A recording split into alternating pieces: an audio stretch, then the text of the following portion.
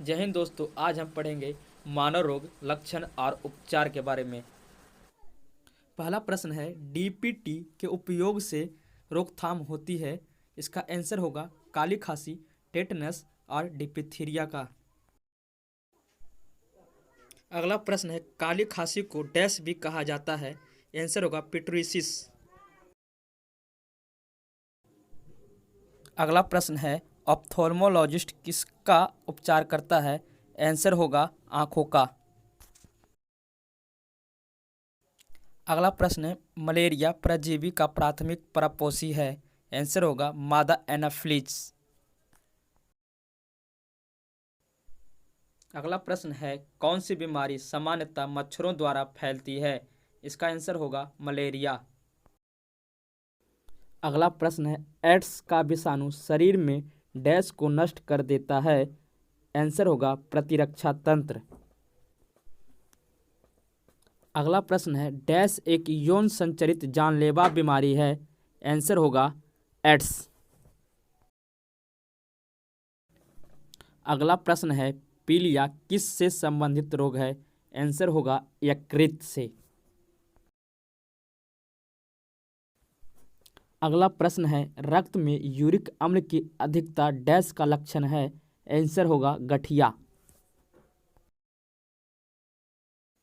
अगला प्रश्न है, गठिया एक बीमारी है जो डैश को प्रभावित करता है।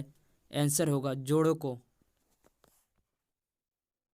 अगला प्रश्न है, मनुष्य में रोग संचरित करने वाले कीट को क्या कहते हैं।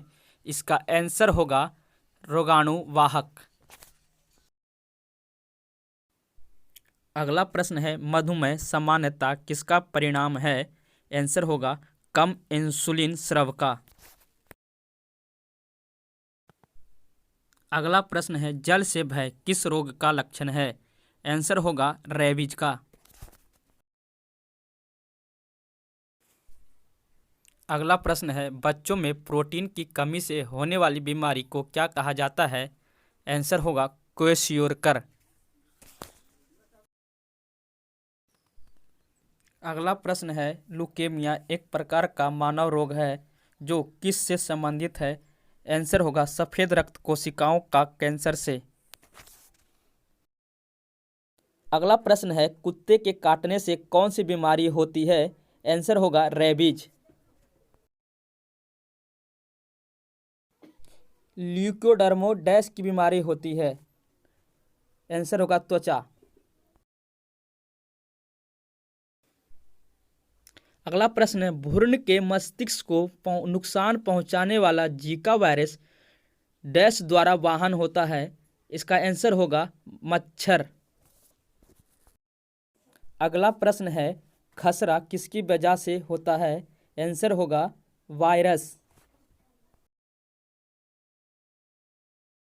अगला प्रश्न है, तपेदिक डैश की एक बीमारी है।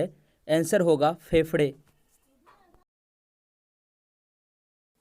Thanks watching for this video. Please subscribe this channel. जय हिंद।